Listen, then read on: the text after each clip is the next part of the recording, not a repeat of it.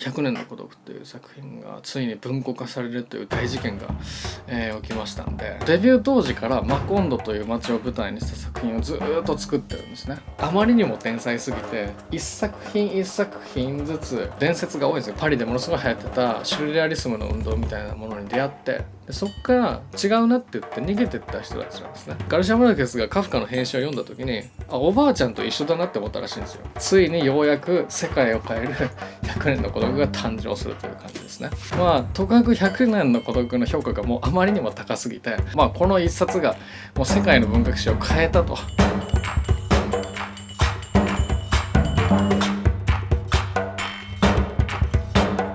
はい、どうも朝日です。今日はですね、今話題の、小説について話そうかなと思いまして、それは100年の孤独というね作品なんですけれども、南米のコロンビアの、ガルシア・マルケスというねノーベル賞作家が書いた、最も有名なもう伝説的な作品ですけど、この一冊がもう世界の文学史を変えたと言っていいような、作品、もう世界中の人々を驚かせて、数千万部売れたとかなんかそんな話ですけれども、で日本だと、1972年ぐらいかなに初めて翻訳されて、でそれ以来50年間文庫化されなかったっていうね作品が、ようやく文庫化されるっていうことでね、それで、この度、新潮文庫化されて、まさかねX で100年の孤独という言葉がトレンド入りするとは思いもしなかったですけど、ネットフリックスで映像化されるというのもあって、それで文庫化に至ったのか何なのか、ネットフリックス映像化、そしてこう半世紀にわたるこう文庫化、っていうこの2つでねものすごい大きな話題になってるんですけど、もうあまりにも本当にだからガルシア・マルケスっていうのは常に人気の作家で常に評価され続けてきたにもかかわらず、彼の他の作品はちょいちょい文庫化してるんですよね。でも一番有名な一番評価されてる100年の孤独だけがなぜか文庫化されないっていうのはこうなんか裏があるんだと、っていうことで、ガルシア・マルケスの100年の孤独が文庫化されたら世界が滅びるっていうね噂があるくらい、ガルシア・マルケスの全集っていうか全作品集みたいなのがあって、ここで変えてたんですけど、これがようやく文庫化されるとっていうことですね。でガルシア・マルケスという人はもう本当に大天才っていうか、もう文学界のもうピカソみたいな人なんですね。一般には南米の文学がブームだった時期があるんですよ。ラテンアメリカブームっていうのがね、20世紀の中頃からあって、でそれは一つには魔術的リアリズムっていうこの一個のなんかキーワードとともに流行ってたんですけど、その中での、一番スター選手っていう感じでガルシア・マルケスという人が、100年の孤独を世界にこうバーンと広めていった、でソーセージのように売れたという、言い方がよく言われますけど、日本でいうと多分カップラーメンのように売れたみたいな感覚だと思うんですけど、本当にすごい売れて、魔術的リアリズムおよびラテンアメリカのブームっていうのはガルシア・マルケス以前からあったんですけど、それが本当に世界的なシーンになったっていう決定打ですね。ガルシア・マルケスは本当にもう文章を書く天才なんで、もう4歳の頃から大人たちに向かってお話を聞かせてたらしいんですね。でそれも嘘800というか、ありもしない話をして大人たちはびっくりして動揺していたっていうことらしいんですけど、天才のエピソードがたくさんあるんですよね、ガルシア・マルケスは。100年の孤独っていう作品はね、マコンドという架空の街を舞台に、書かれた作品なんですけど、でガルシア・マルケスっていうのはデビュー当時からマコンドという街を舞台にした作品をずっと作ってるんですね。さまざまな登場人物たちがそこでいろんなことをしていくっていうのがずっとあったんですけど、そのなんかもう最後の総決算みたいな感じで100年の孤独っていうので、もうそのマコンドっていう街ができる始まりから消滅するまでの100年間をもう一気に全部書いたんですね。だからこう今まで書いてきたマコンドの街を終わらせるんだっていう感じで、書いて、それでもガルシア・マルケスのマコンド期っていうのは一旦終わって、でそこからまた別の、分野を開拓していくっていう、感じで、その後にもね族長の秋とか、これら時代の秋とかそういう名作と言われる作品を量産してるんですけど、まあとかく100年の孤独の評価がもうあまりにも高すぎて、もうその他の作品が霞むぐらい、その他もうものすごいとんでもない名作ってあるんですけど、もうあまりにも100年の孤独がちょっとでかすぎるっていう感じがねあって、なので今日は100年の孤独という作品を中心にそのマコンドという、架空の街を舞台にした、他の作品たちも含めてね、マコンドとは何なのかっていうね、魔術的リアリズムとは何だったのかとかね、独特のねカリブ海沿岸を舞台にした、呪いのようなコントのような、なんか悲しいのかふざけてるのか分かんないような一連の流れは何なのかっていうのをね、ちょっと話してみようかなと思います。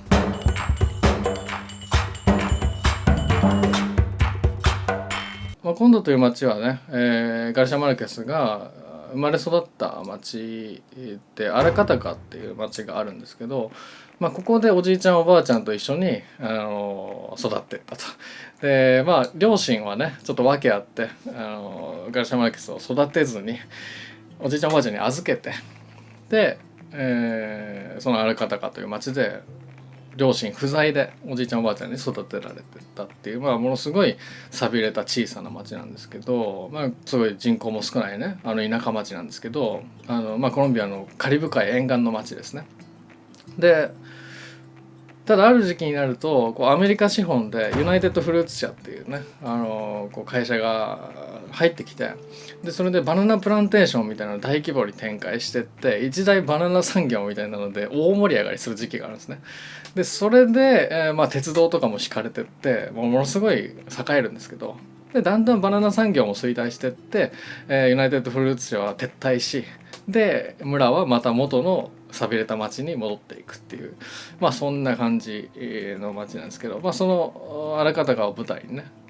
というかそれをモデルにしてマコンドという町を設定して、で彼が書く作品はマコンドとまたもう一個町っていうのが出てくるんですよ。これは名前の出てこないただの町という表現だけですけど、これはスクレという、これまたガルシア・マルケスの両親がゆかりがあった町、一時期住んでた町で、ガルシア・マルケス自身も一時期滞在していたこともある町なんですけど、このスクレという町、これはただの町という表現ですけど、とマコンドっていう町が遠からずな距離感にあって、でこの2つを舞台にさまざまな作品が、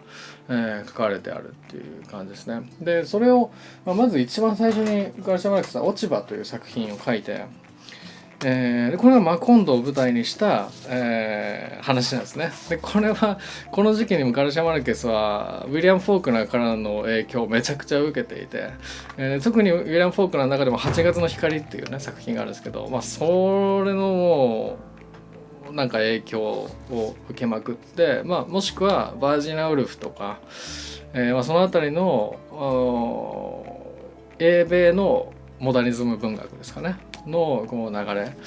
をこう踏襲したような形で、なのでフォークナーとかバージニア・ウルフとか読まれたことがある方はなんとなく想像つくと思いますが、非常に読みづらいですね。めちゃくちゃ難解な作品で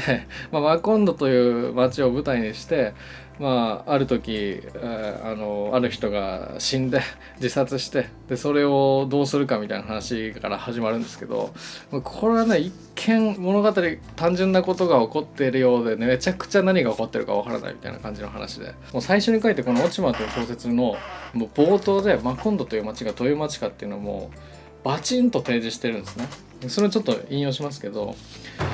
れ冒頭ですね。突然バナナ会社が落ち葉のクズにつきまとわれてやってきたのだ。まるでつむじ風が町の真ん中に根を下ろしたようだった。それはよその町のクズ同然の人や物、次第に遠い過去へと押し流されて嘘であったことのように思われてくる内乱の爪痕を巻き込んで渦巻いてくる落ち葉の疾風だったというね、このもう冒頭からこのバナナ会社が疾風のようにドーンとやってきて街を荒らしまくったところからっていう描写から始まるんですけど、これが描写なのか何なのかもわからない。でその後ガルシア・マルケスはこれちょっとウィリアム・フォークナー的な書き方をやめて、もっとシンプルな、どっちかっていうとヘミングウェイとかに近いような、ものすごいシンプルな文体に変わっていくんですね。でそういう文体は変えていきながらも相変わらずマコンドとかあとスクレの街の様子を描いてて、でそれはこのママグランデの葬儀っていう短編集があるんですけど、この中にも、マコンドの町を舞台にしたものとか、あとはそのある町というスクレンですね、という町を舞台にした作品とかが、たくさん入ってて、さっきの落ち葉とは違ってめちゃくちゃ分かりやすい簡潔な文章で書いてあるんですね。でこれも一つ読みますと、火曜日の昼寝、火曜日のシエスタとも訳されてますけど、火曜日の昼寝、列車が地響きを立てる朱色の岩の区間を出て果てしなく続く金星の取れたバナナ園に入ると、空気は湿っぽくなり海からの微風はもう感じられなくなった。はい、まずバナナ園から始まるっていうところですね。でちょっと飛ばしてもう一文読みます。2時頃だった。その時間には睡魔に苦しめられた村は昼寝をしていた。雑貨屋や役場や公立学校は11時から閉まり、帰りの汽車が通る4時少し前まで開かなかった。はいっていうね、この2時頃なんですけど、街全体がシエスタをしているというね、もう寝静まっているっていうね、スペイン語文化圏であるシエスタという伝統ですね、お昼ぐらいに休むっていうね、それがコロンビアの、このマコンドの街でも、慣習としてあるという感じ。これも出だしからバナナ園で、もうよっぽどバナナなんだなっていう感じで、さらに、悪い時っていう作品、これもそうですし、あと、この短編集の中に入ってる「大佐に手紙は来ない」っていう作品ですね。これら全て割とシンプルに書かれてある作品で、マコンド周辺の人々を書いてですね、マコンドとかもしくはそのコンドに関わる町ですね、ある町、でもっと言うと100年の孤独よりも後に書かれた予告された殺人の記録とかね、それもスクレの町を舞台にしてますし、でさらにエレンディラっていうね短編がありますけれども、エレンディラも、マコンドは一瞬出てくるんですねっていうような感じで、結構このマコンド周辺の話っていうのはいっぱい書いてるっていう、感じですね。でガルシア・マルケスはそれまで自分が書いたこの落ち葉とか悪い時とかいう小説を全然気に入ってないんですよ。もう全然好きじゃないって言ってるんですよね。で出版するつもりもないみたいな感じだって、いろいろあって出版する羽目にはなったんですけど、もう全然良くないって言ってて、ただいろいろずっと模索して何年も模索していくうちに、ある時に書き方が分かったって言って大喜びしていろんな人に手紙書いてるんですけど、それが100年の孤独っていう作品で、これがようやくできたっていう。だからいろんな批評家が言ってますけど、落ち葉とか悪い時とかね、大佐に手紙が来ないとか、ママグランデの葬儀とか、こういうマコンドを舞台にしたさまざまな作品っていうのは100年の孤独に至るための準備運動だったっていう言い方を、されるんですね。で100年の孤独に至る頃、綿密な準備運動をしていたっていう感じで、ついにようやく世界を変える100年の孤独が誕生するという感じですね。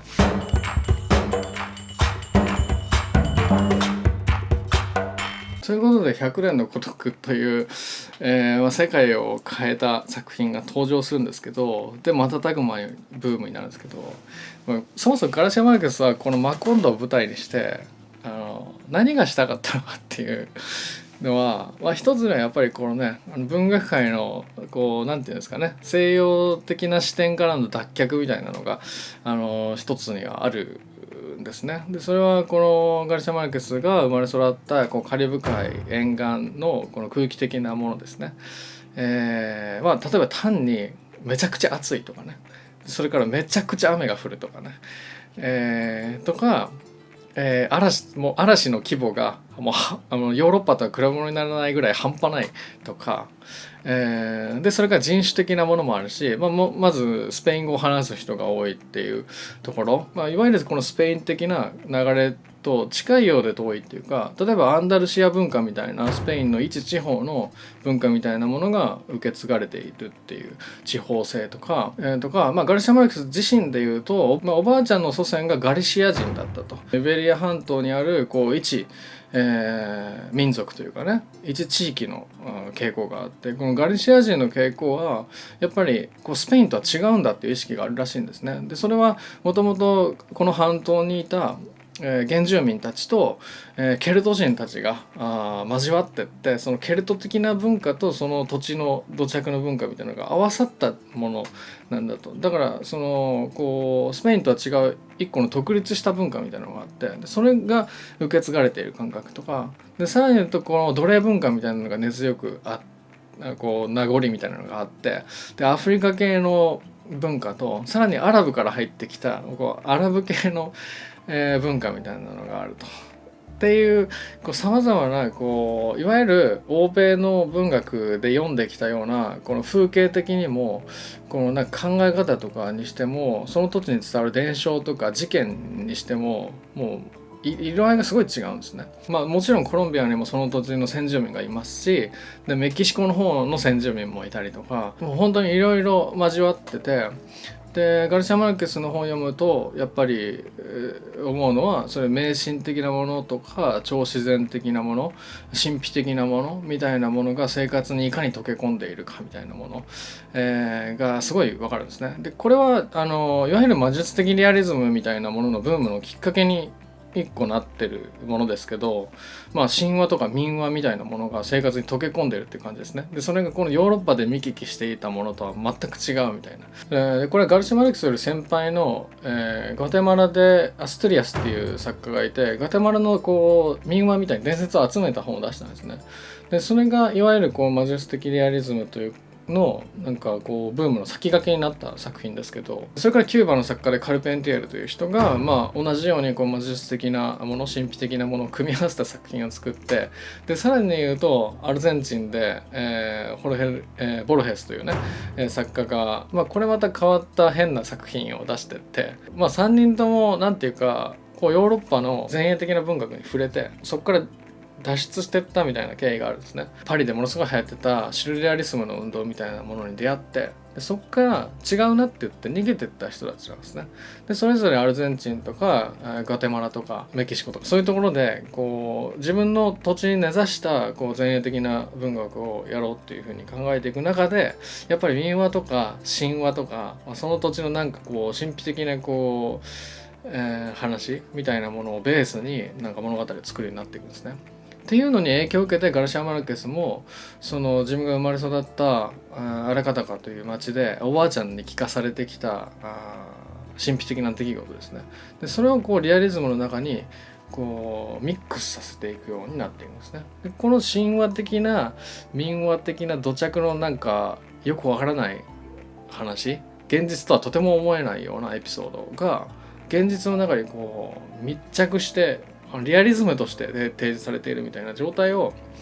俗にマジックリアリズムと形容するようになるんですけど、その形自体はガルシア・マルクス以前からあったにせよ、この100年の孤独という作品で見事に完璧な形で完成されたみたいなところがおそらくあって、でこれが本当に世界中にこの南米ブームをさらに広めたっていう感じですかね。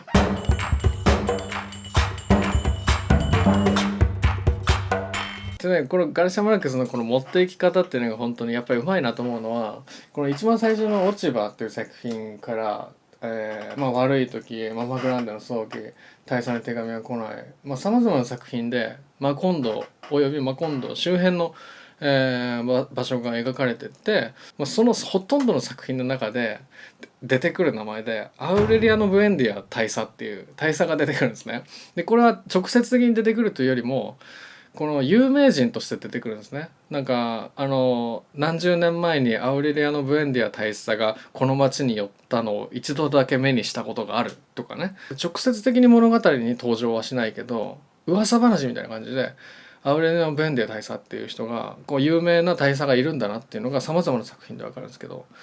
でそれがついに「100年の孤独」という作品はアウレリアノ・ブエンデア大佐の物語なんですね。この物語の出だしはね、もうものすごい有名な、文学史上最も素晴らしい出だしだと言われる出だしなんですけど、読んでみますと、長い歳月が流れて銃殺隊の前に立つ羽目になった時、おそらくアウレリアノ・ブエンデア大佐は父親のお供をして初めて氷というものを見たあの遠い日の王国を思い出したに違いない。マコンドも当時は戦死時代の獣の卵のようにすべすべした白くて大きな石がゴロゴロしている背を、澄んだ水が勢いよく落ちていく川のほとりに足と泥作りの家が20軒ほど建っているだけの小さな村だった。ようやく明け染めた新天地なので名前のないものが山ほどあって、話をするときはいちいち指ささなければならなかった。はい、というね、この今まで書かれたマコンドという町がもう20軒しかないね、もう名前が何にもないから指さして会話しないといけないっていう、この一番最初の時代のことから始まりで、この1文目から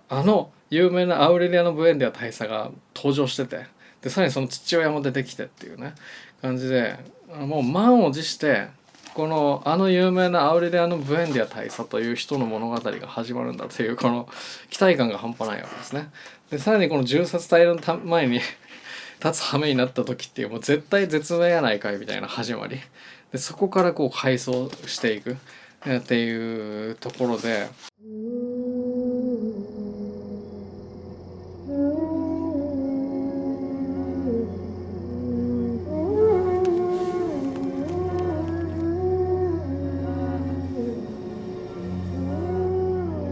Muchos años después, frente al pelotón de fusilamiento, el coronel Aureliano Buendía había de recordar aquella tarde remota en que su padre lo llevó a conocer el hielo. でそこから100年にわたる、このブエンディア家というね一族の7世代にわたる一族の盛り上がりと崩壊が描かれていくという、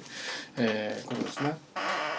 でこの崩壊の様みたいなものがあまりにも美しくて、崩壊のカタルシスみたいなものは作品の中でよくありますし、平家物語に始まりというかね、こう乗車必須の断りというかみたいなものはいろんなところで描かれてはきてるんですけど、この100年の孤独の潔さというか華麗さがもう本当に読み終わった時に完璧な小説を読んだなっていう、感じがして、これ以上の崩壊はないなっていう感じですね。初めてね今回文庫化されて読むっていう人のためにお話しすると、このちょっと文庫版でねこれがついてるのかちょっと不明ですけど、この単行本版だとねこの家系図っていうのが出てくるんですよ、一番最初に。で一番上がホセ・アルカディオっていうねこの町の開拓者ですけど、その下の息子がホセ・アルカディオっていう息子とアウレリアノっていう息子がいるんですね。これが大佐ですけど、でさらにその子供にアルカディオっていうのがいて、でアウレリアノの下にアウレリアノ・ホセアルカディオ・セグント、アウレリアノ・セグントがいて、ホセ・アルカディオという人がいて、アウリシオ、アウレリアノっていうのがいて、さらにその下にアウレリアノっていうのがいるんですね。だからねこのホセ・アルカディオっていう人とアウレリアノっていう人がもう一族の中に何人もいるんですね。でこれで同じ名前なんで多分混乱すると思うし、誰が誰だかもう全く分からなくなると思うんですけど、初めてねガルシア・マルケス読む人はこれでもしかしたら嫌気がさす人がいるかなって感じなんですけど、これはねこのややこしさがこの物語のトリックでもあるっていうかね、このややこしさが大事なんですね。一つは近親相関みたいなものがテーマというか物語の軸にあって、っていうのもこの一番最初のお父さんホセ・アルカディオ・ブエンデアっていう人とその奥さんの、ウルスラっていうこの2人はいとこ同士にあたるんですね。でいとこ同士の結婚に村で反対されるんですね。それはいとこ近親相関するとその生まれてくる子供に豚の尻尾が生えるっていうそういう迷信伝説があって、だから村の住民に反対されるんですけど、で本人たちもそれを怖がってるっていうんでいろいろあって、その2人は村を脱出して、逃げるんですね。でそれで何もない場所にを開拓してってマコンドという村を建設するっていう、そこから物語が始まるんですね。だからマコンドという町が出来上がるきっかけとなったのがこの2人のこの近親相関的なこういとこ同士の結婚であるっていう、そこが物語のこの村の始まりなわけですね。だからこの物語でこのホセ・アルカディオとアウレリアノっていうこのややこしい名前がもう連続してボンボン出てくる、感じっていうのは重要なトリックなんだっていうことですね。ここに出てくる登場人物たちっていうのは全員このなんかわかんないですけどテレビドラマとかでね、とかもしくはバラエティ番組とかでね見かけない人というか、こんな人見たことないなっていう人ばっかりなんですよね。でこれはもう魔術的リアリズムという言葉でくくられますけど、例えばもう100歳以上超えてる登場人物っていうのはザラに出てくるし、で例えば雨が一旦降り出したら4年間ぐらい降り続けるんですね。で大洪水が4年間続くんですけど、とか逆に雨が一旦止むと10年間ぐらい雨が降らないとかね、だからもう気象の条件ももう全く違うわけですよ我々が住んでる日本とは。物語のこの枠組みみたいなものがもうまるっきり違う語り口でこの街が語られていくっていうところですね。でこれは一番最初にガルシア・マルケスがカフカの変身を読んだ時にびっくりしたらしいんですよね。でどうびっくりしたかっていうと、ガルシア・マルケスがカフカの変身を読んだ時におばあちゃんと一緒だなって思ったらしいんですよ。でこれはおばあちゃんがまさにイベリア半島系のもうケルト民族とこのイベリア半島の原住民の血を引く生まれのおばあちゃんなんですけど、だからおばあちゃんがものすごいケルト的なこう迷信みたいなものをどんどん話す語り手だったらしいんですよ。でその話を幼少期から聞いてて、後にカフカの変身をガルシア・マルケスが読んだ時におばあちゃんと同じ語り方だなって思ったらしくて、だからカフカの変身にびっくりしたというよりはこれでいいんだみたいな感じで思ったらしいんですね。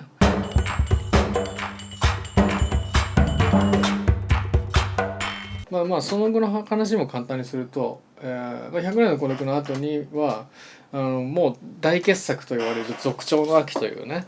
独裁者小説という、独裁者小説というジャンルがあるんですけどなんでそんなジャンルがあるかっていうのをこう日本人からしたらもう意味が分かんないですけど、南米ではねある時期スペインのね占領から独立していったんですね。で独立したのはいいものの各地で独裁者が誕生して、独裁者の時期みたいなのがもう長い間各地で続いていくんですね。その間にもうとんでもないやばい独裁者みたいなのがいろんな場所で誕生して、それを書いていくっていうのがこう一個の南米文学の伝統みたいな感じであって、さまざまな作家がね書いてますけど、これもマコンドと一緒で架空の独裁者なんですね。でこれは一種の南米にあった実在する本当にあった独裁者たちの寄せ集めのモザイクみたいな感じの独裁者なんですね。これ書き方もめちゃくちゃ前衛的で、本当に超難解なわけわかんない時空の書き方をしてるんですけど、これは本当に傑作ですね。そうですね。予告された殺人の記録っていう作品は別の動画で話してるんでぜひ見ていただきたいなっていう感じですけれどももしくはトマス・ピンチョンが絶賛したという「これら時代の愛」っていうね作品は50年間ぐらい片思いをして70歳過ぎてようやく告白するおじいちゃんの話ですね。ただの純恋愛物語なんですけど、もう時間の使い方がガルシア・マルケス半端ないんで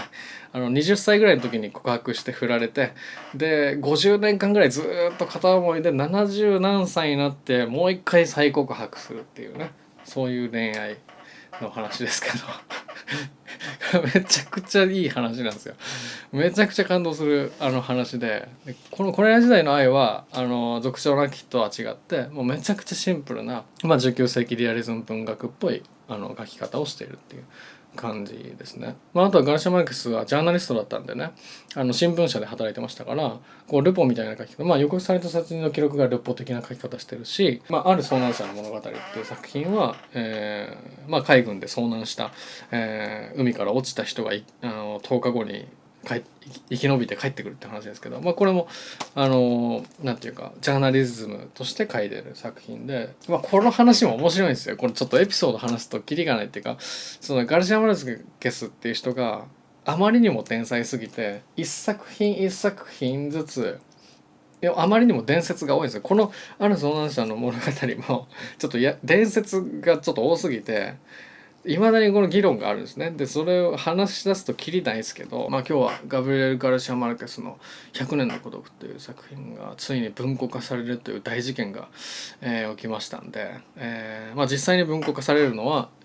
あと3週間後ぐらいですか。今日が6月7日ですから、でネットフリックスの映像化はいつ出てくるのか分かんないですけど CM はねもう出てますから予告編だけでも見たらいいんじゃないでしょうか。この有名な「100年の孤独」の冒頭がねナレーションとして流れますからもうその予告編見ただけでも感動ですけどね。はい、ということで、長くなりましたが今日はガルシア・マルケス「100年の孤独」について話しました。以上です。ありがとうございました。